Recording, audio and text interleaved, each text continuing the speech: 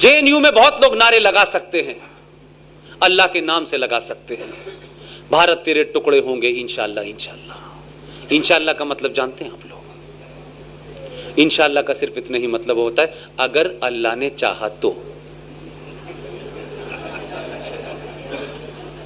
अभी अल्लाह ने नहीं चाहा है। अल्लाह ने चाहा है भारत के टुकड़े ना हो, इसलिए अल्लाह ने एक पैगंबर भेज दिया है।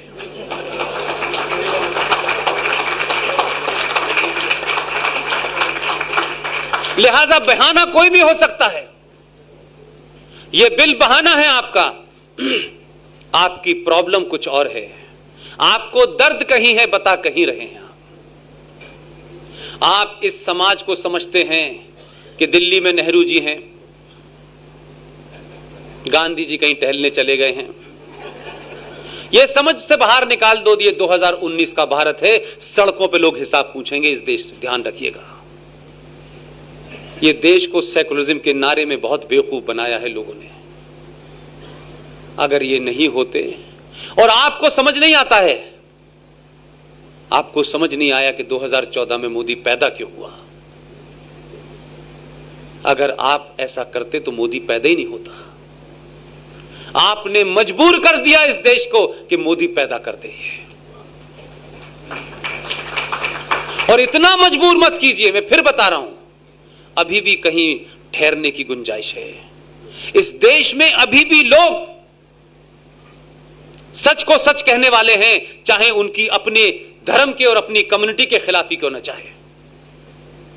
तुम तो गलत बात को भी सही कहना चाहते हो, सही बात को भी गलत कहना चाहते हो, और चाहते हो कि इस देश की मेजॉरिटी मान ले। इस समाज को, जो समाज 1000 साल की गुलामी के बाद भी टॉलरेंट है, उसे इनटॉलरेंट होने पे मजबूर मत करो। दुनिया में कमजोर से कमजोर चीज भी उसकी एक क्षमता होती है, उसके बाद फिर वो ये मान लेती है चाहे मैं मर जाऊं लेकिन बर्दाश्त नहीं करूंगी। ये 2014 और 2000 सिर्फ घटना मात्र से पैदा नहीं हो गया है कि कोई मनमोहन सिंह से नाराज था। 2014 में तो कह सकते हैं, 2019 में इस देश के सनातनियों ने 19 पैदा किया। सारे नुकसान होने के बाद, 1000 सवाल होने के बाद, इकोनॉमी खराब है, जीएसटी लगा दिया, तब भी इस देश ने पहली बार एक राष्ट्र के रूप में सोचा कि हमारा नुकसान हो जाए लेकिन राष्ट्र का नहीं होना चाहिए। इसलिए 2019 पैदा हुआ है। इसलिए मैं बार बार कहता हूं कि जितनी आग लगानी है एक बार लगा लो। ये देश देख ले, शांति प्रिय हम के लोग, अल्लाह के मानने वाले लोग, एक इंसानियत की बात करने वाले लोग, अल्लाह की राह पे चलने वाले लोग कैसे उस मुल्क को आग लगा रहे हैं जिस मुल्क में इस्लाम उनका मजहब नहीं है। दुनिया में जहां जहां तुम्हें शरण मिल रही है, सब वो मुल्क हैं जहां इस्लाम नहीं है। अगर इस्लाम के मानने वाले हो और पूरे ईमानदार हो तो इस कसौटी पे तय होगा कि भारत की माइनॉरिटी सुरक्षित है या नहीं है। हमने तय करा कि पाकिस्तान में माइनॉरिटी सुरक्षित नहीं है, और हमने सिर्फ हिंदू को नहीं, हमने तो क्रिश्चियन तक को दावत दी है कि आप आ जाएं हमारे। और जो हमारे यहां वैलिड डॉक्यूमेंट के साथ आया है, उसके डॉक्यूमेंट एक्सपायर हो गए हो, यह अलग बात है, लेकिन बॉर्डर से छुप के और अंदर से घुस के नहीं आया। इसलिए घुसपैठिए में और शरणार्थी में फर्क है। दोनों को एक तराजू में मत तोलो। अगर ईमानदार हो, अगर हामिद अंसारी नामर्दूद, एक बेहया बेशरम आदमी जिसने इस मुल्क के साथ अपने पद पे बैठे हुए गद्दारी की है, उसके बारे में कम पता है आप लोगों को। ईरान में वो भारत का एम्बेसडर था।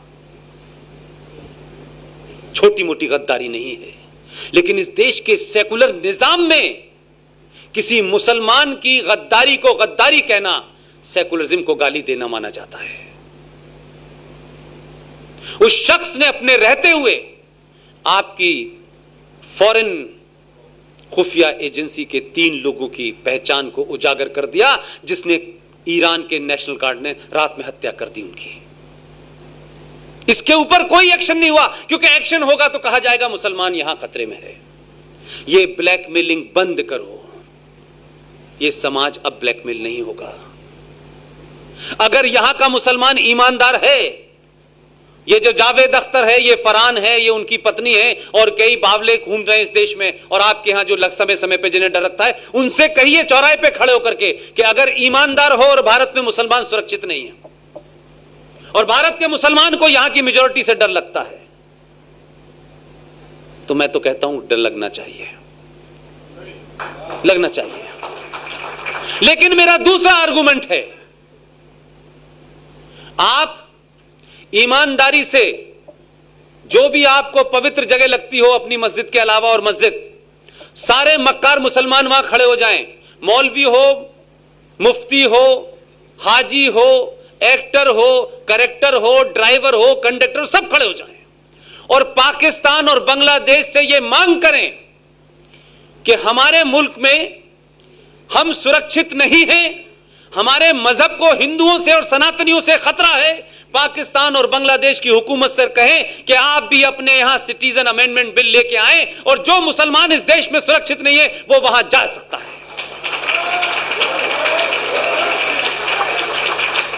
और पाकिस्तान की हुकूमत अगर इस्लाम और मुसलमान के लिए इतनी चिंतित है कि मुसलमान कहीं पे उसके साथ में, वो तो पाकिस्तान की मुसलमान को, सरकार को ओपनली कहना चाहिए कि जो जो मुसलमान भारत में सुरक्षित नहीं है वो पाकिस्तान आ जाए, हम नागरिकता देंगे। मेरा आज दावा है मेरा, एक मुसलमान चला जाए यहां से कि मुझे पाकिस्तान की नागरिकता चाहिए, आप जो कहेंगे मैं करूंगा। लेकिन ये मक्कार सिर्फ आपको डराने के लिए कहते हैं कि भारत में मुसलमान सुरक्षित नहीं है। कह के तो देखो, जाओ तो वीजा तो अप्लाई करो कि हम वहां जाना चाहते हैं, हम टिकट भी देंगे और कोशिश करेंगे एक ही तरफ की दें।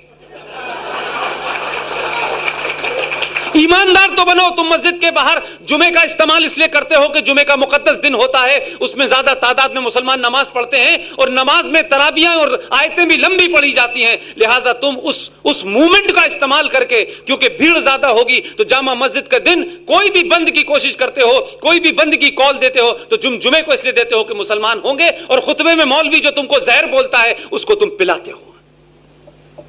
हिम्मत नहीं है तुम्हारे अंदर, मस्जिदों का इस्तेमाल करते हो तुम भारत सरकार के खिलाफ। तुमने कश्मीर में यह किया और आज जिस तरीके के नारे लगे हैं जामा मस्जिद से बाहर और कहते हैं हम ईमान वाले हैं। ईमान वाले बहुत कम पैदा हुए हैं तुम्हारे अंदर, और माफ करना, जो ईमान वाले हुए हैं वो भी हमारी वजह से पैदा हुए हैं, हमारी वजह से पैदा हुए हैं। हमने उनके ईमान को डिगने नहीं दिया और तुम जैसे लोग डिगाना चाहते थे उनसे भी बचा के रखा। इसीलिए हम अब्दुल कलाम तो पैदा कर सकते हैं, लेकिन तुम अगर पैदा करोगे तो अफजल गुरी करोगे। लिहाजा तुम्हारे अंदर क्षमता है अफजल गुरु और याकूब मेमन पैदा करने की, हमारे अंदर क्षमता है एपीजे अब्दुल कलाम पैदा करने की, हमारे अंदर क्षमता है कि हम एएच अहमदी पैदा कर सकते हैं। यह सिर्फ हमारे साथ रहने का कारण है। 1000 साल से तुम हमारे साथ हो, इस सब के बावजूद भी कि हमारे दादा परदादा माओ बहनों को आपने लूटा मारा, उसके बावजूद भी हम नहीं बदले। अगर हम बदल गए, हम सनातनी हो गए जिस वक्त, तो AK-56 लेके भाग जाओगे तुम। ध्यान रखना इस बात का। इसलिए इस टॉलरेंट समाज को, अहिंसक समाज को, इसको हिंसक मत बनाओ, यह तुम्हारी जिम्मेदारी है। दुनिया में आतंकवाद जहां जहां सफल हुआ है वो मेजॉरिटी आतंकवाद सफल हुआ है। चाहे पंजाब में सिखों ने किया हो, चाहे कश्मीर में मुसलमान कर रहे हो। इस देश की मेजॉरिटी में अगर 1% लोग दीवाने हो गए तो 15 मिनट का टाइम नहीं मांगोगे। हम बार बार कह रहे हैं, हम इग्नोर कर रहे हैं, तुम हमारी इग्नोरेंस को हमारी कायरता समझ रहे हो। तुम्हें देश का प्रधानमंत्री खड़े होकर एश्योरेंस दे रहा है कि इसमें तुम्हारी नागरिकता नहीं ली जाएगी, लेकिन तुम उसको पागल समझ रहे हो। तुमको ऐसा लगता है कि यह प्रधानमंत्री हमारे घर पे आए, हमारी ठोड़ियों में हाथ डाले, हम इसको जलील करें, बताएं कि हमारी ताकत के सामने ये झुक गया और अब हमारे से पूछने आया है, बताओ मेरे भाइयों क्या करो। यह नहीं होने वाला, हम उसको ऐसा नहीं करने देंगे। वो देश का प्रधानमंत्री है, तुम्हारा गुलाम नहीं है। उसने भारत के संविधान और भारत की संसद में जो काम किया है वो 24 कैरेट का लीगल काम है, क्योंकि तुम्हें इलीगल काम करने की आदत पड़ गई थी और तुमने जिन लोगों को तख्तों पे बिठाया वो तो ऐसे लोग हैं। अभी वीर सावरकर के परिवार के कोई साहब मुझसे मिलने आए थे। मैंने उनसे कहा थोड़ा सा आप लोग सचेत रहें। पहले फर्जी नाम लिया गांधी का, जब गांधी के नाम से सत्ता मिल रही थी तब तक गांधी अच्छा था। मैंने कहा सावरकर साहब का ध्यान रखना, अब इन्हें गांधी के नाम से नहीं सावरकर के नाम से मिलेगी, इसलिए नाम बदलना चाहते हैं ये।